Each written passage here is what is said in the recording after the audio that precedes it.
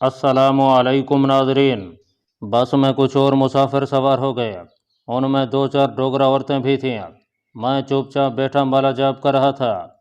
Sikh driver अपनी पगड़ी ठीक करता अगली सीट पर आकर बैठा और कलीन से चलने का पूछा। इतने में अचानक एक तरफ से तीन भर्ती मिलिट्री पुलिस के आदमी निकले। मेरे दिल की धड़कन जरा सी तेज हुई, लेकिन फिर फौरन ही संभल कर बैठ गया। इन भर्ती फौजियों में दो सिख और एक डोगरा हिंदू था। डोगरा हिंदू पीछे खड़ा रहा और दोनों सिख फौजी बस में आ गया और एक एक मुसाफिर से पूछगछ करने लगे कि वो कहाँ से आए हैं और कहाँ जा रहे हैं। मेरी बारी आई तो सिख फौजी मुझे घूर कर देखते हुए बोला, महाराज किधर से आए हो? मैंने बाला वाला हाथ ऊपर उठाकर पहाड़ों की तरफ इशारा किया। ऊपर शिवरात्रि के टीले पर तपस्या करके आ रहे हैं और तोवी में 8वें गुरु बादशाह के गुरुद्वारे जाकर स्नान करेंगे। जम्मू में मैंने उस गुरुद्वारे का नाम सुन रखा था। सिख ने 8वें गुरु बादशाह का नाम सुना तो दूसरे मुसाफिरों की तरफ मुतवज्जे हो गया। मैंने इस सिख फौजी को वहीं मरा था जहां वो मर सकता था। इसके बाद उसने मुझसे कुछ ना पूछा। जब दोनों फौजी बस से उतर गए तो बस चल पड़ी और मैंने दिल में खुदा का शुक्र अदा किया। जम्मू पहुंचने के बाद मुझे एक आदमी से बहरहाल बचकर रहना था और वो था सीआईडी वाला। वो दुबला पतला हिंदू जिसने बाघ जोगियां वाले तक मेरा पीछा किया था और शायद उसने आगे पाक कमांडो पार्टी की आमद की मुखबरी भी की थी। मुझे यकीन था कि अगर अब मैं उसे नज़र आ गया तो वो मुझे गिरफ्तार करवा देगा। मेरा हुलिया भी वही था जिसमें मैं जम्मू से आगे अपने टारगेट की तरफ रवाना हुआ था। और अब उस खतरनाक आदमी को अगली दुनिया में पहुंचाने के अलावा दूसरा कोई इलाज मेरे पास ना था। बस पहाड़ी चढ़ाई चढ़ते हुए सोच रफ्तारी से चल रही थी। बस ने 1 घंटे में एक बहुत बड़े पहाड़ का चक्कर काटा और एक जगह रुक गया। यहाँ मुसाफिरों ने उतर कर चाय वगैरह पिया। जिनको चक्कर आ रहे थे वो सर पकड़कर ज़मीन पर बैठ गया और कलिंद बस में ठंडा पानी डालने लगा, लेकिन मैं बस ही में बैठा रहा। आध घंटे बाद बस दोबारा अपने सफ़र पर रवाना हो गई। रात के 8 बजे हमारी बस जम्मू शहर में दाखिल हुई। लारी अड्डे पर काफ़ी रौनक थी क्योंकि कुछ देर बाद यहाँ से एक बस पठानकोट जाने वाली थी और मुसाफिर जमा हो रहे थे। मेरा टारगेट बाग जोगियां वाला का एजेंट साधु माता दास था। जम्मू शहर की सड़कों से थोड़ी बहुत वाकफियत हो चुकी थी, लेकिन अंधेरा हो जाने की वजह से खदशा था कि मैं कहीं भटक ना जाऊं।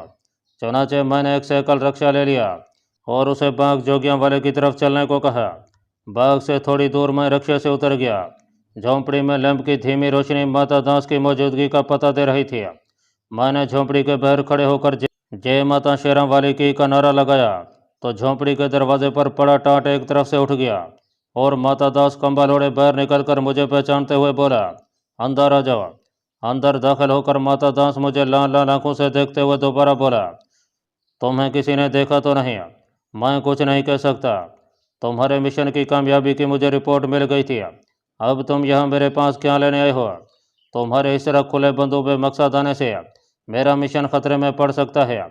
हमारा एक कमांडो शहीद हो गया और कमांडो नंबर 9 दुश्मन की कैद में यहाँ एयरफोर्स की तहवील में है और मैं उसे यहाँ से निकाल कर पाकिस्तान की सरहद पार करवाना चाहता हूँ। माता दास एजेंट ने किसी कदर नाराज़गी से कहा, यह तुम्हारे मिशन में शामिल नहीं है। मैंने फ़ौरन कहा, यह मैं रज़ाकाराना तौर पर करना चाहता हूँ। कमांडो नंबर 9 हमारा साथी और पाक वतन का सरफरोश मुजाहिद है।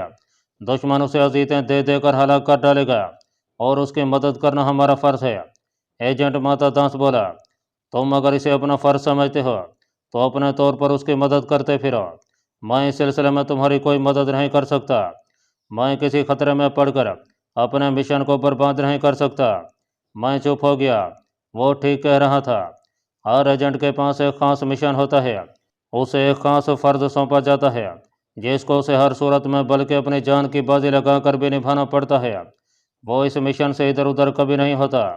कमांडो जब बदकिस्मती से दुश्मन की कैद में चला जाता है तो ये उसका फ़र्ज होता है कि वो वहाँ से फ़रार होने की कोशिश करे। दूसरा कमांडो उसे बचाने के लिए ख़ास तौर पर दुश्मन के इलाके में अपनी जान और अपने मिशन के ऑपरेशन को खतरे में नहीं डाला करता। लेकिन मैं अपने साथी कमांडो को भर्ती कैद से निकालने का ऐद कर चुका था। मैंने माता दास से कहा, ठीक है, मैं इस ज़मन में तुमसे कोई मदद तलब नहीं करूँगा और तुम इसमें मुलव्वस भी नहीं करूँगा, लेकिन तुम्हें इस सिलसिले में मेरी मदद करनी होगी। वो क्या है? माता दास ने पूछा। मैंने उसे बताया, मैं अपने तौर पर जम्मू में किसी दूसरी जगह जाकर रहना शुरू कर दूंगा। लेकिन जिस सीआईडी वाले हिंदू डोगरे ने पहले भी मेरा पीछा किया था, उससे मुझे खतरा है कि वो मुझे पहचान लेगा और मुझे गिरफ्तार करा देगा। मैं उस सीआईडी वाले से निजात हासिल करना चाहता हूँ। माता दास खामोशी से कुछ सोचने लगा, फिर बोला, मैंने भी उसे तुम्हारे पीछे पीछे यहाँ आते एक बार देखा था। मुझ पर वो इसलिए हाथ नहीं डाल सका कि मैंने यहाँ के बड़े बड़े फौजी अफसरों की ज़ईफ़ुल अक़ीदा हिंदू औरतों को अपने दाम में फंसा रखा है। मैंने जल्दी से कहा, मैं चाहता हूँ कि अगर अब वो यहाँ आया तो तुम उसे ख़त्म कर दो। माता दास एजेंट हाथ हिलाकर बोला, यह मेरे मिशन में शामिल है, यह काम तुम्हें खुद करना पड़ेगा, और फिर वो भी यहाँ से कहीं दूर जाकर। हाँ, तुम यहाँ रहकर उसका इंतज़ार कर सकते हो सकता है वो 2-1 रोज़ में इधर का चक्कर लगाया। कभी कभी वो मेरे डेरे पर आ जाता है। शायद जम्मू सीआईडी ने उसे मेरी निगरानी पर लगा रखा है। यह तजवीज़ मुझे पसंद आ गई। माता दास बोला, लेकिन शर्त यह है कि तुम दिन भर मेरे झोंपड़े के अंदर ही रहोगे। सिर्फ रात के अंधेरे में एक बार बाहर निकल सकोगे। मैं तो कैद होकर रह जाऊंगा। इस पर माता दास ने झिंझलाकर कहा, कमांडो हो गए तो हुआ करो। मैं भी अपने वतन पाक के एक अहम मिशन पर अरसा 5 बरस से यहाँ धोनी रमाए बैठा हूँ। मैं तुम्हारी खातिर अपने वतन के मफादात को ख़तरे में नहीं डाल सकता। अगर तुम्हें मेरी शर्त मंजूर नहीं है तो यहाँ से चले जाओ और फिर कभी मेरे झोंपड़े का रुख ना करना। मैं समझ गया कि वो ठीक कह रहा है। मुझे अपना रजा कराना मिशन भी अजीज था। मैं अपने कमांडो साथी की हर हालत में मदद करना चाहता था। चुनाचे मैंने उसकी शर्त मंजूर कर ली। रात मैंने वहीं झोंपड़े में बसर की, दिन को भी वहीं पड़ा रहा। यह तो मेरे कैद का दिन था। माता दास को उस झोंपड़े के सामने आसन जमा कर बैठ गया। किसी को झोंपड़े में जाने की इजाज़त नहीं थी। अपने चेहरे को उसने जंगल में कोई खास किस्म की जड़ी बूटी लाने को भेज दिया था।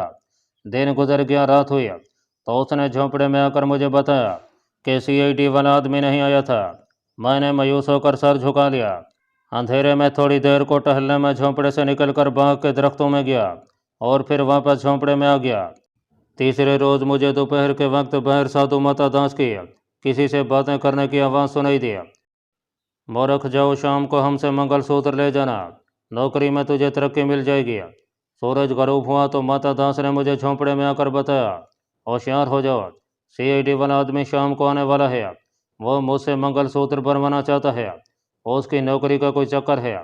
वो मंगलिंग है, इसलिए मंगलसूत्र के पीछे पड़ा है। थोड़ी देर में वो आ जाएगा। तुम बाहर आकर एक तरफ हट कर बैठ जाओ। जब वो आए तो उठकर चले जाना। वो लाजमन तुम्हारे पीछे जाएगा। बाग के पीछे गंदे नाले के नशेब के पास एक अंधा वीरान कुआं है। आगे तुम समझ गए होगे कि तुम्हें क्या करना है। खबरदार, लाश बाग में या गंदे नाले में मत फेंकना, नहीं तो मुझ पर मुसीबत नाज़िल हो जाएगी। अब बाहर जाओ। मैं बड़ा खुश हुआ और झोंपड़े से निकलकर इस रुख से आलती पालती मार कर बैठा कि बाग का गेट मुझे साफ दिखाई दे। दिन की रोशनी आहिस्ता आहिस्ता कम होती गई। सूरज ने कश्मीर की पहाड़ियों के पीछे अपना चेहरा छुपा लिया था। शाम का अंधेरा अपने पर फैला रहा था। साधु माता दास मुझसे 4 कदम के फासले पर झोंपड़ी के बिल्कुल सामने आसन जमाए बैठा था। उसका करमडल करीब ही पड़ा था। बाग के गेट में एक दुबला पतला आदमी दाखिल हुआ। वो झोंपड़े की तरफ आ रहा था। मैंने उसे एक ही नज़र में पहचान लिया। यह वही डोगरा हिंदू सीआईडी था। अभी उसने मुझे नहीं पहचाना था। मैंने अपना चेहरा सीधा कर लिया। उसके हाथों में जौ और गेंदे के फूल थे। करीब पहुंचकर जो ही उसकी नज़र मुझ पर पड़ी, वो ठुठक रह गया। अब उसने भी मुझे पहचान लिया था। कश्मीर के पुल की तबाही का यकीनन उसे भी इल्म था और मैं उसका सबसे बड़ा शिकार था। इससे पहले कि वो कोई हरकत करता, मैं उठा और साधु माता दास के चरण छूकर कहा, मैं जाता हूँ महाराज, मेरी अरदास भूलिएगा नहीं। यह कहकर मैं बाग के हकम में वाक़ई अंधे कुएं की तरफ चल पड़ा। कुछ दूर चलने के बाद मैंने गर्दन घुमाकर पीछे देखा। सीआईडी वाला मेरा ताक़ुब करता चला आ रहा था। सर्दी और शाम का अंधेरा हो जाने की वजह से बाग में वीरानी सी छा रही थी। कहीं कोई आदमी नज़र नहीं आ रहा था। मैं गंदे नाले की तरफ से होकर अंधे कुएं के पीछे आ गया और कुएं की मुंडेर के पास उगी हुई झाड़ियों में छुप कर बैठ गया। थोड़ी देर में सीआईडी वाला भी वहाँ पहुँच गया। वो बड़ी बेचैनी से इधर उधर देखते हुए मुझे तलाश कर रहा था। मैं चाहता था कि वो मज़ीद आगे आ जाए और फिर हस्बे ख्वाहिश उस सीआईडी वाले ने चंद कदम उठाया और झुक कर अंधे कुएं में देखने लगा। मैं झाड़ियों में से निकलकर उसकी तरफ लपका। मुझे हमलावर होते देखते ही वो संभल कर पीछे हटा और जेब से सीटी निकालकर ज़ोर से बजा दिया। दूसरे ही लम्हे वो काबू में था और 1 सेकंड के बाद उसकी गर्दन लटक रही थी। मैंने उसकी लाश को अंधे कुएं में फेंक दिया और खुद भाग के अगबी गेट की तरफ तेज तेज चलने लगा। सीटी की आवाज़ पर उसने अपने 2 साथी पुलिस वालों को बुलाया था, जो बाग में आसपास ही मंडलाते रहा करते थे। मैंने पुलिस वालों को अपनी तरफ आते देखा तो अपनी चाल आहिस्ता कर लिया। पुलिस वाले मेरे करीब से गुजर गए। मैं कभी गेट में से निकलकर बाहर सड़क पर आ गया और बड़े सुकून से फुटपाथ पर पैदल चलने लगा। मुझे मालूम था कि आगे कुछ दूर जाने के बाद बाएं जानिब नशे में एक मंदिर आता है, मगर मैं वहां नहीं जाना चाहता था कि जम्मू छावनी के किसी मंदिर में जाकर अपना ठिकाना बनाऊं, क्योंकि छावनी में ही इंडियन एयरफोर्स का फौजी एयरपोर्ट है और उनके दफातर थे। और उसी एयरपोर्ट के इलाके में किसी जगह मेरे साथी कमांडो नंबर 9 को कैद में रखा गया था। अब मैं बेफिक्र और बेखतर था। जो शख्स मेरे मिशन को तहस नहस कर सकता था और मुझे गिरफ्तार करवाकर हमेशा के लिए भर्ती हुकूमत खानों की अजीतों के हवाले कर सकता था, उससे मैंने छुटकारा हासिल कर लिया था। मुझे ये मालूम नहीं था कि इंडियन एयरफोर्स का हवाई अड्डा किस तरफ है। यह ख़तरा मैं मोल नहीं लेना चाहता था कि किसी साइकिल रिक्शे में बैठूं और उसे कहूं कि एयरफोर्स हेडक्वार्टर या एयरफोर्स के एयरपोर्ट की तरफ चलो। मुझे भूख लग रही थी। बाज़ारों में रोशनियां हो गई थीं। इस बाज़ार में आगे जाकर मुझे एक ढाबा दिखाई दिया। ढाबा वो होटल होता है जहां सिर्फ सब्जी खोर ही खाना खाते हैं। मैं जय माता वैष्णव का नारा लगाता ढाबे में दाखिल होकर एक खाली बेंच पर जाकर बैठ गया। ढाबे के मालिक ने मेरी आमद पर पसंदीदगी का कोई इजहार न किया। उसे मालूम था कि मुझे मुफ्त में खाना खिलाना पड़ेगा, लेकिन मैंने बेंच पर बैठे बैठे जलाली आवाज़ में कहा, महाशय जी, हम तमिलनाडु के वैष्णव भगत हैं, भोजन करेंगे और भोजन के दाम भी अदा करेंगे। ढाबे का मालिक यकीनन अंदर से बहुत खुश हुआ होगा। वहीं गद्दी पर ही हाथ जोड़कर बोला, महाराज, हम तो भक्तों के सेवक हैं। मैंने पेट भर कर खाना खाया और बज़ाहिर माला जाप करते हुए सोचने लगा कि अब मुझे किस तरफ का रुख करना चाहिए। रात मैं किसी होटल में नहीं बसर करना चाहता था और अब मेरे लिए किसी मंदिर के और कोई मुनासिब जगह नहीं थी। मैं ढाबे के मालिक से भी किसी मंदिर के बारे में नहीं पूछना चाहता था, क्योंकि यह खामखा उसे गवाह बनाने वाली बात थी। मैंने खाने के पैसे अदा किए और बाजार में आ गया। मैं यूं ही एक तरफ मुँह उठाकर चलने लगा। सोचा कहीं न कहीं जो कोई मंदिर मिल जाएगा उसी पर डेरा जमा लूँगा। आगे जाकर मुझे कुछ फासले पर एक दरख्त में झंडा लगा हुआ दिखाई दिया, जिसके ऊपर बिजली का बल्ब जल रहा था और यह झंडा माता वैष्णव देवी का था। करीब पहुंचकर देखा तो यह काफ़ी बड़ा मंदिर था। मंदिर से भजन की आवाज़ें आ रही थीं, घुंघरू चमटा और ढोलक बज रही थी। मैंने बाजू बुलंद करके जय माता की का नारा लगाया और मंदिर में दाखिल हो गया। मंदिर की अंदरूनी दीवार में शेरों वाली माता की मूर्ति उभरी हुई थी और सामने एक टोली बैठी भजन गा रही थी। मैं माता की मूर्ति को प्रणाम करते हुए चबूतरे के एक सतून के पीछे बैठ गया। पुजारी मर्द और औरतें मंदिर में आ जा रही थीं। भजन की टोली खूब जोर लगाकर भजन गा रही थी। मैंने अपने लिए कंबल नहीं खरीदा था, मुझे सर्दी लग रही थी। मैंने देखा कि चबूतरे के बाएं जानिब एक दरख्त के नीचे एक समाधि पर छोटी सी बारादरी बनी थी। मैं उठकर उस समाधि के पास गया। समाधि के पास ही मिट्टी से लिपा हुआ एक छोटा सा चबूतरा था। मैंने इधर उधर से खुश्क पत्ते और गिरी पड़ी सूखी लकड़ियां जमा की और उसका अलाव जलाकर बैठ गया। आग ने मेरे जिस्म को गर्मी पहुंचाई तो मैंने जय माता शेरां वाली का नारा लगाया और आसन जमा लिया, लेकिन मैंने आंखें खोल रखी थीं। अलाव जलता देखकर मंदिर से निकलने वाली एक औरत मेरी तरफ बढ़ी। उसके हाथ में कांसी की थाली थी जिसमें फूल और फल थे। उसने मेरे चरणों में कुछ फल रखकर हाथ बांधकर नमस्कार किया और वापस चली गई। अब ऐसा हुआ कि जो कोई मंदिर से निकलता मेरी तरफ आता, चरण छूता, मैं हाथ उठाकर उन्हें आशीर्वाद देता और वह मेरे चरणों में फल फूल रख कर चला जाता। थोड़ी देर में मेरे आगे काफ़ी फल फूल जमा हो गया। एक पुजारी कहीं से लकड़ी का बहुत बड़ा कनिंदा उठा लाया और उसे अलाव में रख दिया। अब मुझे सर्दी महसूस नहीं हो रही थी। मैं कभी कभी बुलंद आवाज़ में संस्कृत के श्लोक पढ़ने लगता था, जिसका लोगों पर खातिर का असर हो रहा था। कुछ श्रद्धालु मेरे अलाव के पास ही जमकर बैठ गए थे। रात आहिस्ता आहिस्ता गहरी हो रही थी। मेरे अकीदतमंदों को जब ज़्यादा सर्दी लगने लगी तो मुझे प्रणाम करके एक एक करके चले गया। मंदिर से भी अब भजन की आवाज़ नहीं आ रही थी। कुछ देर बाद उनका सिलसिला भी बंद हो गया। मंदिर पर गहरी खामोशी छा गई। सिर्फ सड़क पर से ट्रैफिक की आवाज़ें आ रही थीं। मेरा अलाव जल रहा था। मैं अलाव के पास रात नहीं बसर करना चाहता था। मंदिर से मूल्य कोठरियाँ मौजूद थीं। मंदिर के मेहनत की इजाज़त और उसकी मर्जी से मैं किसी एक कोठरी में डेरा जमा सकता था। मैं मेहनत की तरफ जाने ही वाला था कि वो मुझे मंदिर से निकलकर चबूतरे के पास आता दिखाई दिया। वो भी मेरे अलाव की तरफ देख रहा था। उसको उसके चेलों ने इतला दी थी कि एक भगत बहर अलाव जलाकर बैठा है और लोगों से फल फूल और श्रद्धा वसूल कर रहा है। ये ऐसी ही बात थी कि जिस तरह कोई किसी कपड़े की दुकान के बाहर अपने कपड़े की दुकान लगा ले। वो चबूतरे की सीढ़ियाँ उतरकर मेरी तरफ आया। वो धोती कुर्ते में था, कांधों पर कंबल पड़ा था। अलाव की रोशनी में उसके माथे के चिंद्रा तलक की लकीरें चमक रही थीं और पेट का गुंबद बहर को निकला हुआ था। मैं उसे बिगड़ना नहीं चाहता था, लेकिन दबकर ताल्लुकात पैदा करने में भी बेहतरी नहीं थी। इससे पहले कि मेहनत कुछ कहे, मैंने बाजू उठाकर माता शेरावाली का जयकारा लगाया और इकट्ठे संस्कृत के 3-4 श्लोक पढ़ डाले और कहा, महाराज, हम तमिलनाडु के विष्णु भगत हैं।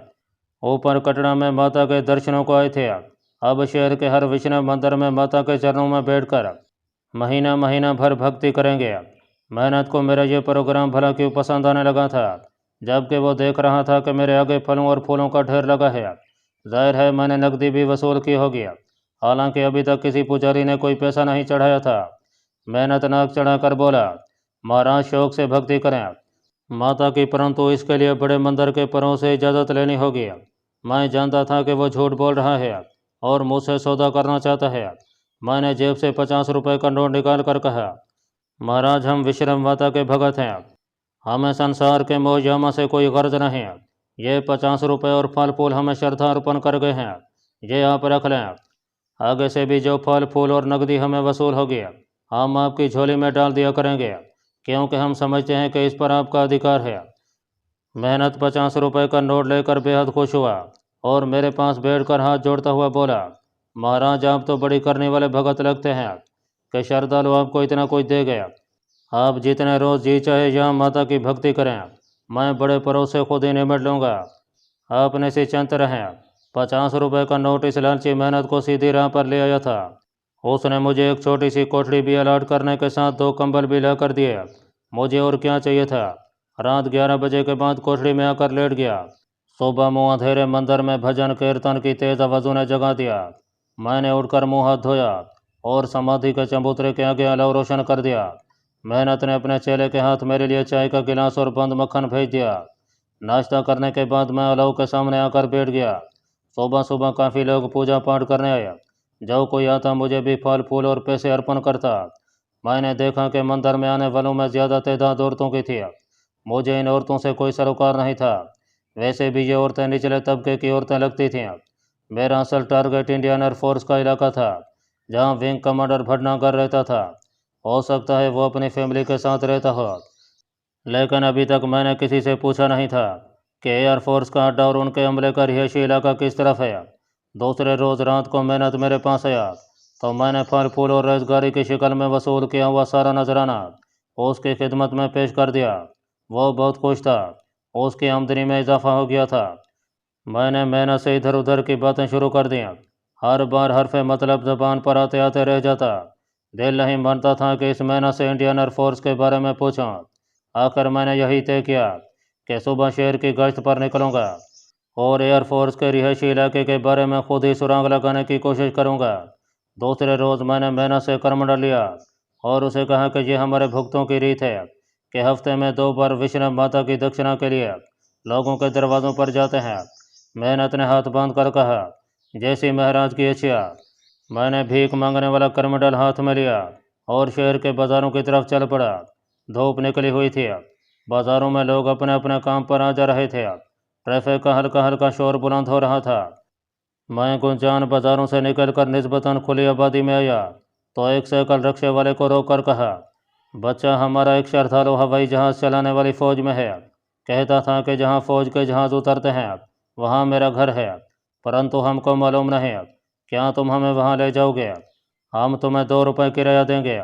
हम विश्व माता के भगत हैं, मुफ्त सवारी नहीं करते। साइकिल रिक्शा वाला हाथ बांध कर बोला, महाराज, मैं तो सेवक हूँ। चलिए आपको एयरफोर्स कॉलोनी ले चलता हूँ। आपका दासी वहीं रहता होगा। मैंने मज़ीद तसल्ली की खातिर सवाल किया, परंतु फ़ौज वालों के जहाज़ वहीं उतरते हैं ना? हाँ महाराज, वो एयरफोर्स वालों का अड्डा है, उनके बंगले भी वही हैं। चल बच्चा, भगवान तेरी रक्षा करेगा। सकल रक्षा मुझे लेकर एक तरफ रवाना हो गया।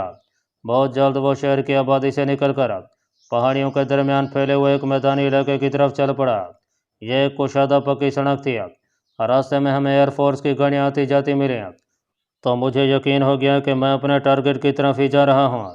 ये सड़क गालबन एयरफोर्स के हवाई अड्डे की तरफ जा रही थी, क्योंकि आगे मुझे ऊंचे ऊंचे वायरलेस के खंभों पर फैलता हुआ तारों का जाल नजर आने लगा था। इस पक्की सड़क पर कोई 2-3 फरलांग चलने के बाद बाएं जानिब छोटे छोटे खुशनुमा मगर एक जैसे बंगलों की कतारें दिखाई दी। सकल रक्षा उन बंगलों की तरफ मुड़ गया। मेरे पूछने पर उसने बताया कि यही एयरफोर्स कॉलोनी है और हवाई फौज के अफसर इन बंगलों में ही रहते हैं। हरिओम, बच्चा यहाँ रुक जा, हम अपने दास के घर तक पैदल जाएंगे। मैंने जेब से 5 रुपए का नोट निकाल कर रिक्शे वाले को दे दिया। वो बहुत मसरूर हुआ और हाथ जोड़कर प्रणाम करता वापस चला गया। मैंने बंगलों की कतार को गौर से देखा। उनमें कहीं कहीं सफ़ेदे के दरख्त सुनहरी धूप में चमक रहे थे। मैंने क्रिमडल वाला हाथ भीख लेने के अंदाज में उठाया और दूसरे हाथ में पकड़ी माला के मनकों को फेरते हुए एयरफोर्स के बंगलों की तरफ चल पड़ा। ये छोटे छोटे बंगले थे और हर बंगले के सामने छोटा सा बगीचा था। गेट पर बंगले में रहने वाले का नाम और रैंक लिखा था। बंगले आमने सामने बने थे, बीच में छोटी सी सड़क थी। मैंने एक साधु की तरह यहाँ घूम फिर कर विश्राम माता की आवाज़ें लगानी शुरू कर दी। कुछ बंगलों में बूढ़ी या उधेड़ उम्र औरतों ने निकल कर मेरे करमडल में सूखे चावल और पैसे डाले। मैंने एक एक बंगले की नेम प्लेट पढ़ ली थी। ये नेम प्लेटें हिंदी में भी लिखी थी और अंग्रेजी में भी। इनमें कहीं किसी विंग कमांडर भटनागर के नाम की तख्ती नहीं थी। मुझे सख्त मायूसी हुई। मैं इस ब्लॉक से निकल आया। जरा फासले पर एक पार्क था जहाँ कुछ बच्चे खेल रहे थे। उस पार्क के कम में भी एक किसी किस्म के बंगलों वाली कॉलोनी नजर आ रही थी। मैं उस कॉलोनी में आ गया। बंगलों की कतारों के बीच वाली सड़क कच्ची थी। यहाँ से गुजरते हुए मैं कुनखियों से नाम की तख्तियाँ पढ़ता जा रहा था। यह सब इंडियन एयरफोर्स के ऑफिसरों के बंगले थे। कतार के आखिर में एक बंगले की तख्ती पढ़कर मैं रुक गया। उस तख्ती पर विंग कमांडर के भटनागर लिखा था।